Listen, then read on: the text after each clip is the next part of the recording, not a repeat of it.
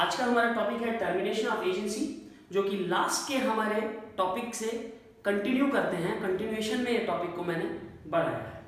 अब हम लोग देखेंगे बच्चों, टर्मिनेशन ऑफ एजेंसी के दो मोड्स हम लोगों ने डिस्कस किए थे, और आप लोगों ने डिस्कस किया था कि आर्टिफिशियल मोड और नेचुरल मोड, इन दो मोड से किसी भी अभिकरण का पर्यवसान यानी किसी भी एजेंसी की जो रिलेशनशिप होती है वो समाप्त की जाती है। इसमें रिलेवेंट सेक्शन हम लोगों ने लास्ट टाइम भी देखा था, सेक्शन 201 से 210 यानी 201 से 210 Indian Contract Act 1872।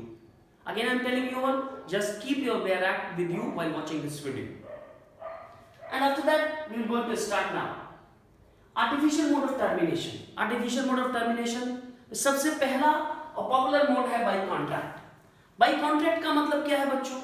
There is nothing wrong that if principal and agent mutually agreed to terminate the agency created by them only, तो कोई इसमें दिक्कत नहीं है अगर ये दोनों म्यूचुअल कंसेंट से एजेंसी का टर्मिनेशन कर देते हैं। और दूसरा मोड क्या है? By revocation. अब ये रिवोकेशन कहां से आया?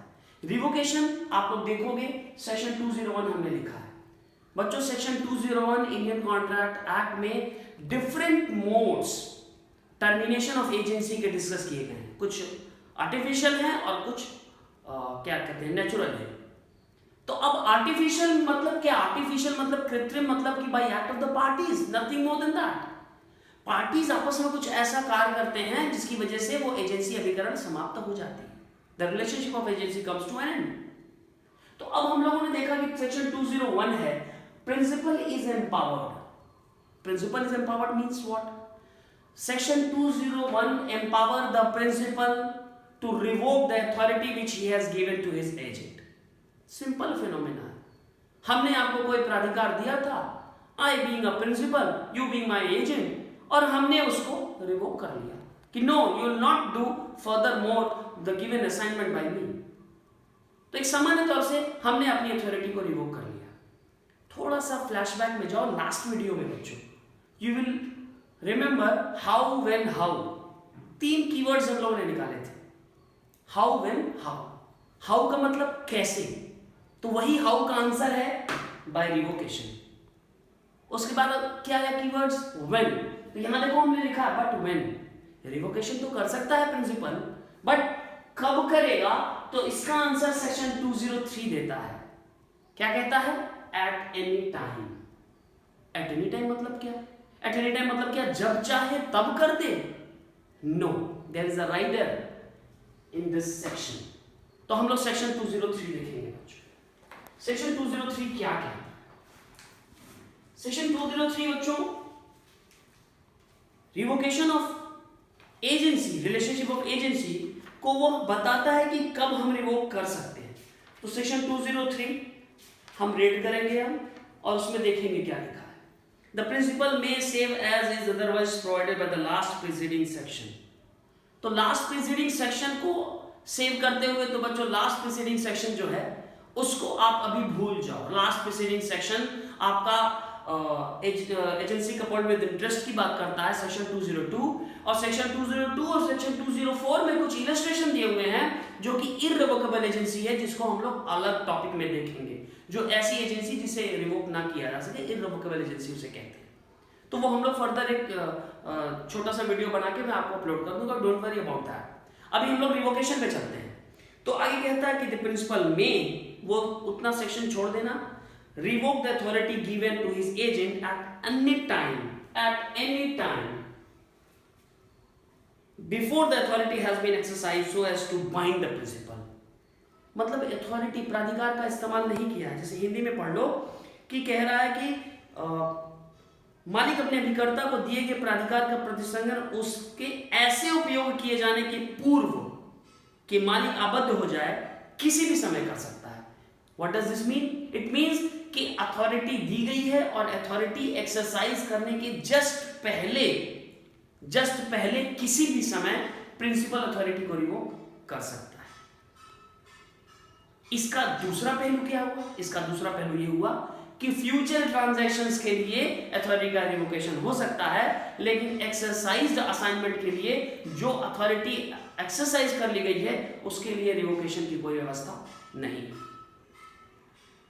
तो ये हो गया हम लोगों का रिवोकेशन की बात हो गया एट एनी टाइम। इसके कंटेक्स्ट में बच्चों हम लोगों ने यहाँ पर 3 केसेस देखे हैं। 3 केसेस को भी हम लोग डिस्कस करेंगे, उनके फैक्ट से हम लोग इजीली डिस्कस कर लेंगे। बच्चों सबसे पहला है वुड्स वर्सेस फारवुड। लॉर्ड पेंजेंस ने इसमें एक बढ़िया निर्णय दिया था और उन्होंने कहा था बच्चों कि the principal is not bound to keep the relationship of agency for the benefit for the commission of the agent. मतलब केवल इतने मात्र से वह प्रिंसिपल उस अभिकरण का सृजन करके नहीं रख सकता कि उसे एजेंट को कुछ बेनिफिट देना है, ये लायबिलिटी नहीं है। He has right to sell out the subject matter of agency. इसी के कंटेक्स्ट में 2 केस और हम लोग देखेंगे बच्चों, एक French and company limited versus Bleeston और दूसरा टर्नर वर्सेस गोल्डस्मिथ, दोनों पॉपुलर केस। तो बच्चों फ्रेंच कंपनी के केस में आप देखोगे एक अभिकर्ता, ध्यान से सुनेंगे आप, एक अभिकर्ता एजेंट है ने जहाज के स्वामी मतलब एक शिप है उसके जहाज को 18 मंथ के लिए किराए पर उठाने का एक करार कर लिया, एक संविदा कर ली थर्ड पार्टी से। मालिक ने जहाज को उसी थर्ड पर्सन को 4 महीने के अंदर बेच दिया।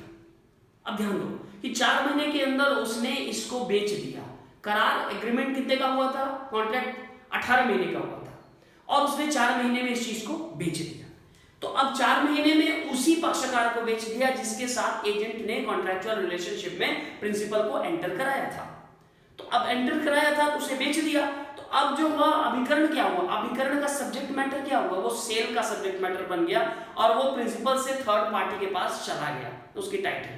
तो अभिकरण तो समाप्त हो गया जब सब्जेक्ट मैटर ही उसका नहीं रहा।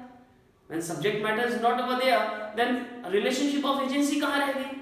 तो बाकी के कमीशन के लिए वाद लाया गया एजेंट के द्वारा और जब वाद लाया गया तो न्यायालय ने उस वाद को विफल कर दिया, क्वेश्चन कर दिया और कहा कि ना, आप केवल एजेंट के बेनिफिट के लिए principal is not bounded to keep the relationship of agency. अगला केस है बच्चों, एक जो क्लोथ बनाते हैं ना उसकी कंपनी ने, ये जो हम टर्नर वर्सेस गोल्डस्मिथ की बात कर रहे हैं कि क्लोथ्स बनाने वाली कंपनी थी, उसने अपने प्रचार प्रसार के लिए अभिकर्ता नियुक्त किया और अभिकर्ता नियुक्त किया और उसने 5 वर्ष का दिया कि भैया 5 वर्ष तक आप विक्रय करोगे और इसका एडवर्टीजमेंट करोगे। संयोगवश बच्चों उस फैक्ट्री में, उस आउटलेट में आग लग गई और वह सारे माल नष्ट हो गए। 2 वर्ष का ये कॉन्ट्रैक्ट इनिशियली एजेंसी का कितने दिन का, 5 साल का हुआ था। 2 साल में ही आग लग गई और एजेंसी समाप्त हो गई। समाप्त होने के बाद 3 वर्ष बचा हुआ था। मालिक ने अपना कारोबार पुनः प्रारंभ नहीं किया और अभिकरण समाप्त कर दिया। न्यायालय ने उसे उत्तरदायी ठहराया क्योंकि अभिकरण एक निश्चित काल के लिए स्थापित हुआ था। तो अब एक निश्चित काल के लिए अगर कोई अभिकरण स्थापित हुआ है और उसका टर्मिनेशन हो जाता है ऑटोमेटिकली, तो ऐसी स्थिति में न्यायालय ने उसे उत्तरदायी ठहराया। तो थोड़ा सा न्यायालयों के दृष्टिकोण में अंतर है। ये हम हमेशा बताते हैं ना कि परिस्थिति जन्य होता है, it's all depends upon fact and circumstances of each case. तो अभी हम लोगों ने देखा है any time before the authority which have been exercised, उस अथॉरिटी एक्सरसाइज करने के जस्ट पहले कभी भी रिवोकेशन हो सकता है। लेकिन अगर अथॉरिटी एक्सरसाइज की गई है तो रिवोकेशन नहीं किया जा सकता उस चीज का, because there a relationship has been created between principal and third party. अब आगे हम लोग देखेंगे बच्चों, तीसरा हाउ आ गया। पहला हाउ था बच्चों कैसे revocation, when, eight any time. How 207 बताता है, सेक्शन 207 कहता है बच्चों ईदर एक्सप्रेसली और इम्प्लाइडली, या स्पष्ट तौर पर या विवक्षित तौर पर आप एजेंसी का रिवोकेशन कर सकते हैं, मतलब प्रिंसिपल एजेंसी का रिवोकेशन कर सकता है। ऐसे हम लोग देखेंगे बच्चों, हमने यहाँ छोटा सा लिखा हुआ है, इम्प्लाइडली के पास लिखा हुआ है इलस्ट्रेशन टू सेक्शन 207, मतलब 207 का इलस्ट्रेशन पढ़ेंगे तो इम्प्लाइडली का एग्जांपल आपको मिल जाएगा। कहता है बैरट में आप अपने देखेंगे, A empowers B to let A's house, afterwards A lets it himself. A ने B को अपना हाउस देने के लिए भाड़े पर उसने एजेंट नियुक्त किया। Afterward A lets it himself, A ने उसे स्वतः उसे भाड़े पर दे दिया। This is an implied revocation of B's authorities. देखो वही पुराना केस देखो क्या कि प्रिंसिपल लॉर्ड पेंजेंस का निर्णय सबसे पहले केस में रूल्स वर्सेस फॉरवर्ड में कि principal is not bound to keep the agency for the benefit of the for the commission of the agent, he has right to dispose of the subject matter. और वही हुआ यहाँ पे illustration में स्पष्ट लिखा है बच्चों कि बी को एजेंट नियुक्त करता है और बी को एजेंट नियुक्त करता है केवल हाउस को लेट करने के लिए, और ऐसी स्थिति में ए खुद उसको कर देता है। बच्चों ये हम लोगों ने देख लिया। अब हम लोग देखेंगे कि जो रिवोकेशन किया जा रहा है प्रिंसिपल के द्वारा सेक्शन 201 में is subject to some conditions. उन कंडीशंस को कुछ फॉलो करना पड़ेगा प्रिंसिपल को, तभी जाके ये रिवोकेशन सक्सेसफुल होगा। बच्चों अब नेक्स्ट वीडियो में हम लोग कंटिन्यू करेंगे। Stay tune with us, kindly subscribe this channel, kindly press the bell icon. जैसे ही आप ऐसा करोगे, जैसे ही मैं नया वीडियो डालूंगा वैसे ही आप नोटिफिकेशन पा जाओगे। तो kindly subscribe it, stay tune with me, thank you very much.